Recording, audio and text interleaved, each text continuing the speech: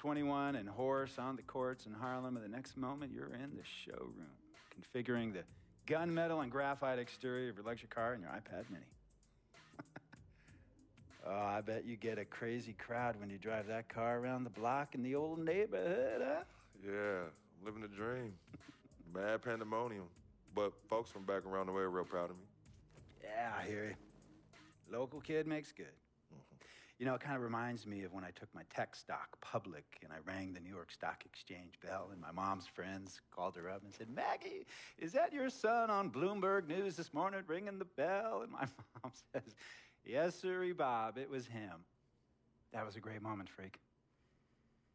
And you know, our lives are like a pearl necklace of great moments, all strung together with the finest silk thread of memories. And we have to be very careful how we cultivate those pearls and we thread that necklace. Does this meeting by any chance have to do with Vic Van Leer? I grew up in the burbs, freak. I wasn't poor, upper middle class, comfortable.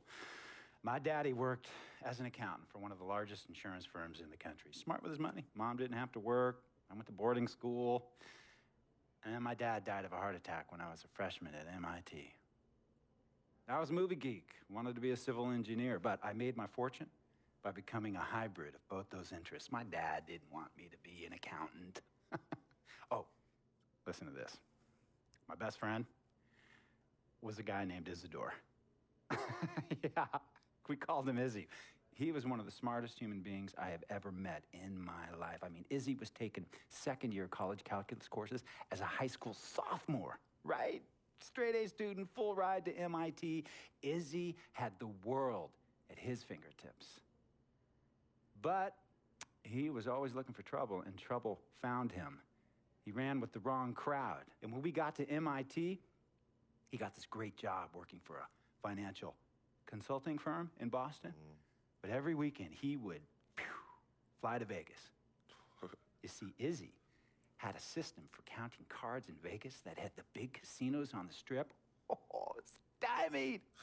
He would come back to MIT with suitcases filled with $200,000 in cold cash. What? Yeah. So your man Izzy was getting hit off like that? Like a fat rat in a cheddar cheese factory, freak. Okay, so what happened to this dude Izzy? Because he's dope. No, not dope. Dead. After he'd been missing for 3 weeks, the Nevada State Police never found hide nor hair of Isidore. And our friendship took a hit when he asked me to hang out with him in Vegas, and I said I wouldn't do it because I knew he was on a dark and twisted path in his life. And yes, he was my dude. But no way was I going to throw my life away trying to show my loyalty to a guy who really and truly didn't understand what loyalty was all about. So this meeting is about Vic. Correctamente. Okay, well, sir, Vic isn't Izzy. And why's that, freak? Well, for one thing, you and your dead friend Izzy didn't grow up poor. Me and Vic grew up in a neighborhood where we had to look over our shoulder every 2 seconds to make sure nobody was going to walk up on us and rob us. True. Izzy and I did not grow up in the hood. But we, like you, thankfully grew up in a 2-parent household. But even that wasn't enough for Izzy. He wasn't satisfied. He was always looking for a 5-alarm fire when he already had the warmth and comfort of a loving family. This is not about class warfare, freak. This is about the consequences of making bad choices and risking it all when you feel like you have nothing to lose. Vic is like a brother to me, sir. But you shouldn't be Brother Vic's keeper, freak. Would a brother go looking for trouble and put your career and your livelihood at risk by getting into fights at nightclubs and seedy after-hour joints and then scream to the media, "Yeah, it's all good, I'm an FOF, friendo freak. It's all misunderstanding. Y'all be haters, don't hate my game." I don't think a brother would do that to someone they really cared about, but a guy who looked at you like a meal ticket would. No. See, you don't understand Vic. Really? I don't understand. No.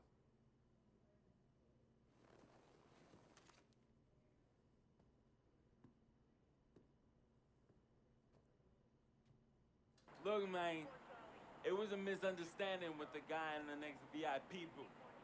His honey started flirting with me, so naturally I started flirting back.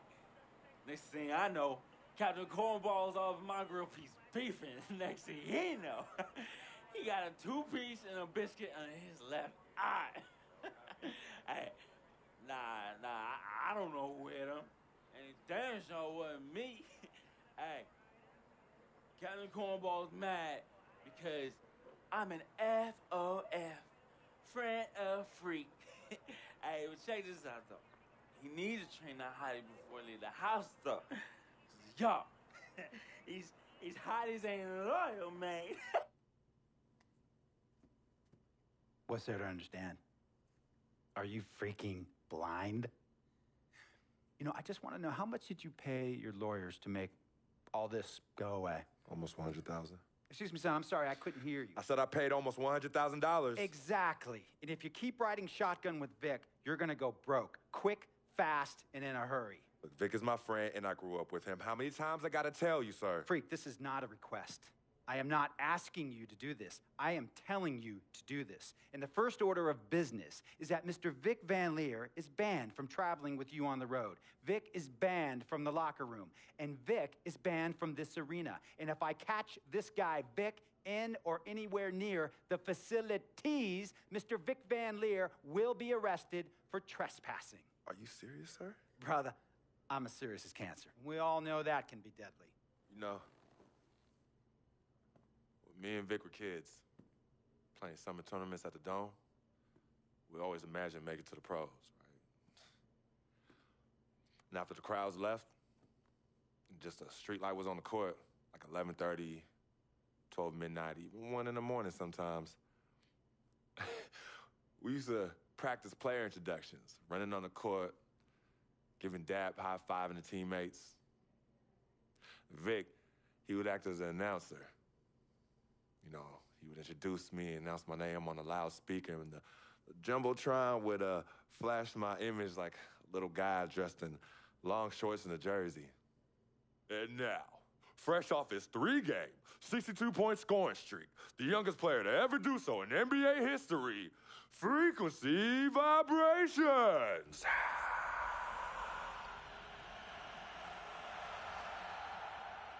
So me and Vic would sit in those empty bleachers at the Dome and dream like nobody's business.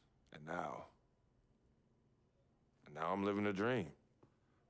For real. And in so many ways, Vic was part of that. Please, listen to me. I mean, I know this guy's your dude from way back. Look, me and Vic go way back like the front seats of a 67 Cadillac. That's good. We go way back. Did you say front seats? Front seats of a 67 Cadillac. We go way back like the front seats of a 67 Cadillac. Well, Jiminy Crickets.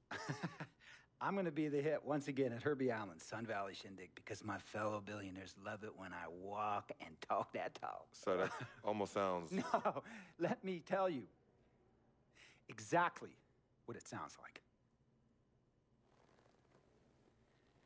I respect, admire, and most importantly, love you as a human being and a role model.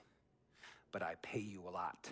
And I mean, I pay you a lot of money to play for my team. And I am in this game to win it. And you can't win it with an albatross around your neck like Vic. So Vic is done. History. And here's some more lingo that I picked up from a former megastar who used to play for me several seasons ago. Thought I would never release him until I did. And now he's the sixth man on a struggling team in Venice. And yeah, I'm talking Venice with the canals and the gondolas and Harry's Bar, not the street ballers next to the fortune tellers on the beach in Cali. This guy used to tell me when he thought there was a player destroying our team, don't be a hero, cut that zero. And that is what I am telling you about Vic, freak. Don't be a hero, cut that zero. The only thing Vic brings into your life is headache.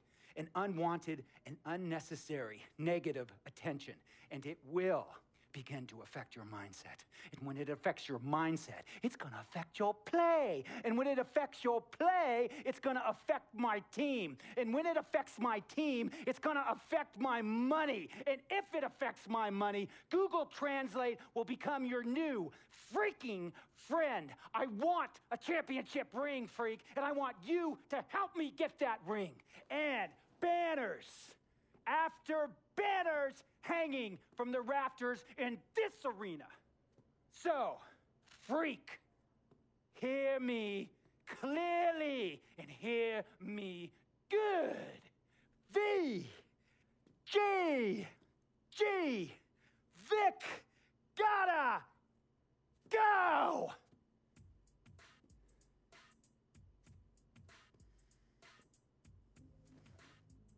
Handle your business.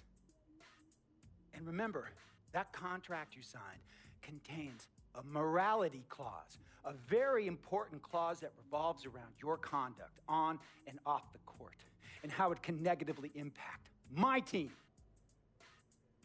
Now, I don't want you to have to learn Italian or Croatian as a second language. And hey, playing pro ball overseas, there's nothing wrong with that. But the arenas are nothing like this, nor will the money be the same. And on top of all of that, this is the US of A, the greatest freaking country in the world. Ask yourself, is Vic worth all that? Think about it. Think long, think wrong.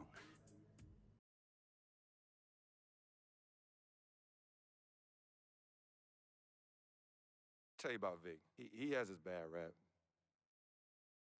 It's not, and I understand some of his judgments might shadow his actual character. He's not that at all. Man, Vic, let me tell you something. We actually, we have love for each other. We're brothers.